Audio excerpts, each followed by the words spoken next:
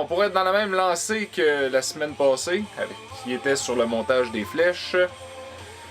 Pourquoi pas parler de plumage?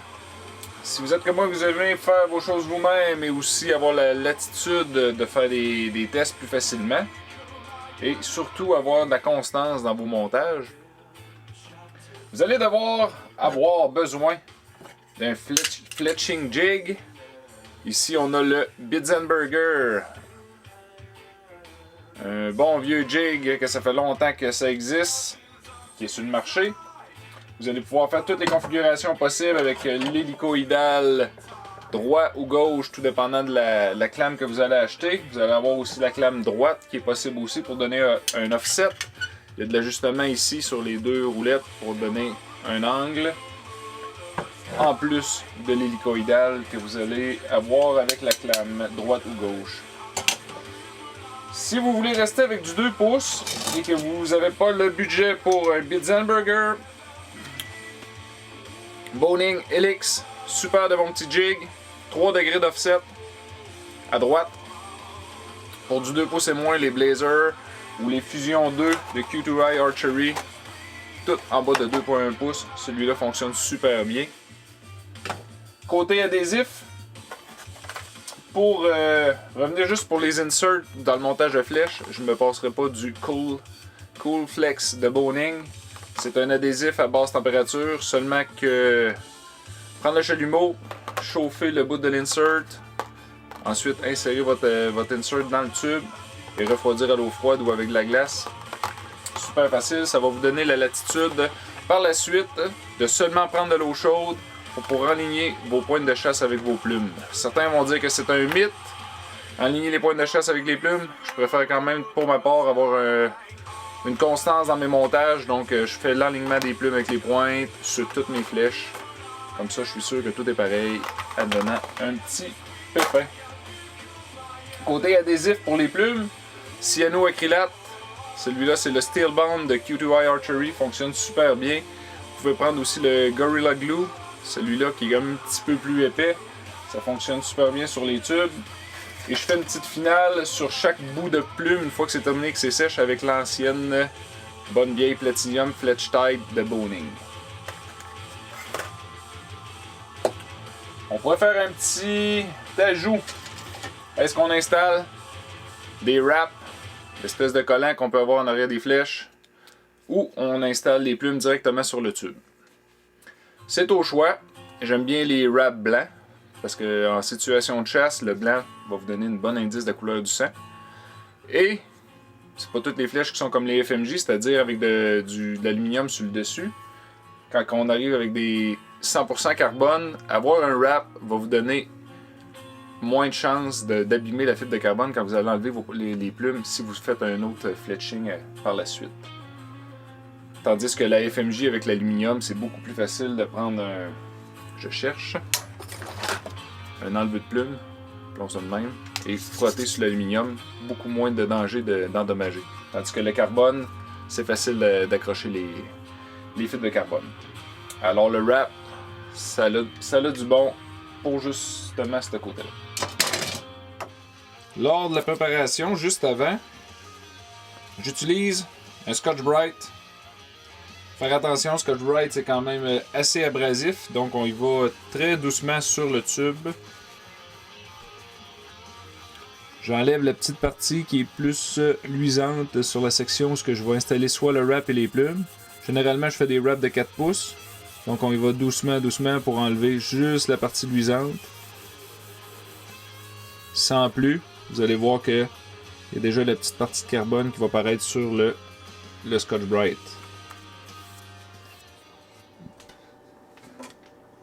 Deuxième étape sur le nettoyage. Un petit filet d'eau. Je vais l'arrêter pour le son. J'utilise le Comet ou du Ajax. Vous en mettez un petit peu dans le fond de votre évier. On mouille le tube, les doigts. On prend une partie du Ajax sur nos doigts. Et on nettoie la partie qu'on a préalablement sablée, si on veut, avec le Scotch-Brite.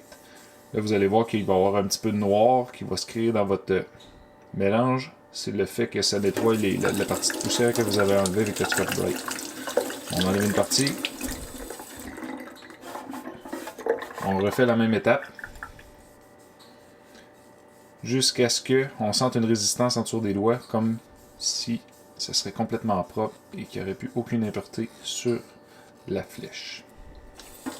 Après les 2 étapes de nettoyage, le Scotch-Brite et le Comet ou le Ajax, l'étape cruciale pour finir de nettoyer le tube, c'est vraiment...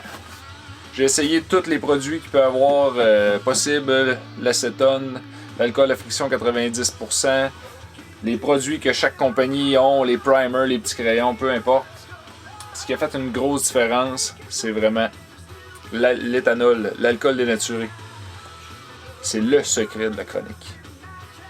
Au gallon, même. J'en ai mis dans une petite bouteille, plus facile à utiliser. On prend un essuie-tout. Et la partie du tube qu'on a préalablement nettoyé dans les 2 étapes précédentes, on lave le reste pour vraiment être sûr qu'il n'y a plus aucune impureté sur le tube.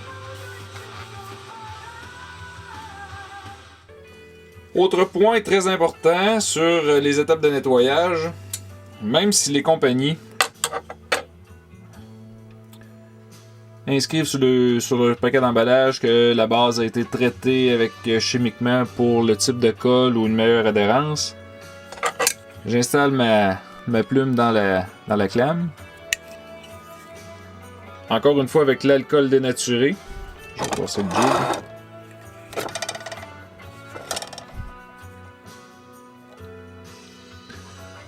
Puis un Q-tip.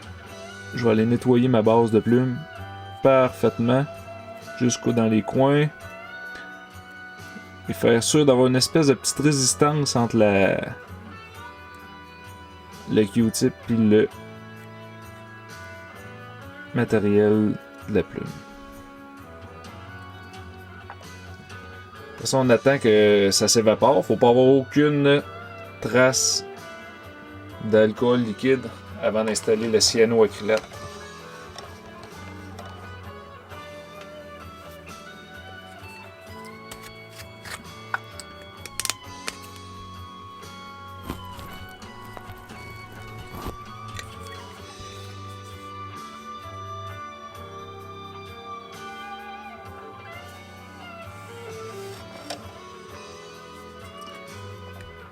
On installe une mince couche de colle.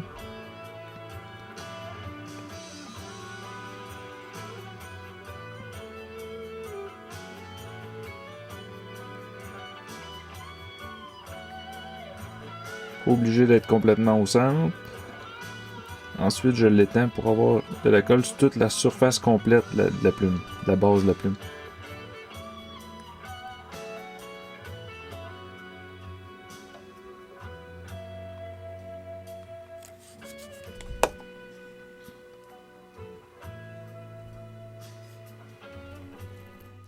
Et maintenant, il reste à l'installer adéquatement sur le jig.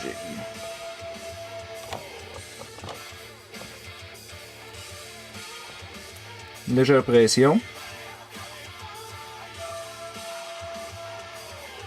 Avec le cyanoacrylate, on peut attendre un petit 30 secondes avant d'enlever la clame. Je préférerais des fois vous dire 1 minute. Une fois qu'on a enlevé la clame, si vous avez un excès de colle, sur les bouts c'est bien, sur la partie de la base de la plume, souvent c'est de l'autre côté, comme qu'on peut voir là. Je prends un essuie-tout, pas celui avec l'alcool, mais sans alcool. Un petit pli en 2, faire une belle job propre. J'enlève la partie de colle.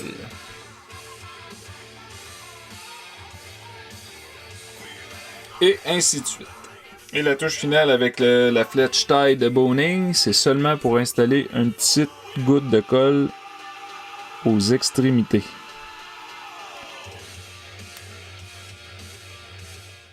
Donc, vous allez avoir une job. C'est de faire un focus. super clean. Donc, comme vous pouvez voir, monter des flèches, il y a quelques étapes cruciales à suivre pour faire une adhésion parfaite. Ça prend pas 2 minutes. Quand on a une douzaine de tubes à faire, il faut prévoir un petit peu de temps. Fait que de la musique, une petite bière de microbrasserie. Après ça, on s'amuse à monter nos plumes nous-mêmes. Avoir la satisfaction d'avoir fait nos choses nous-mêmes aussi.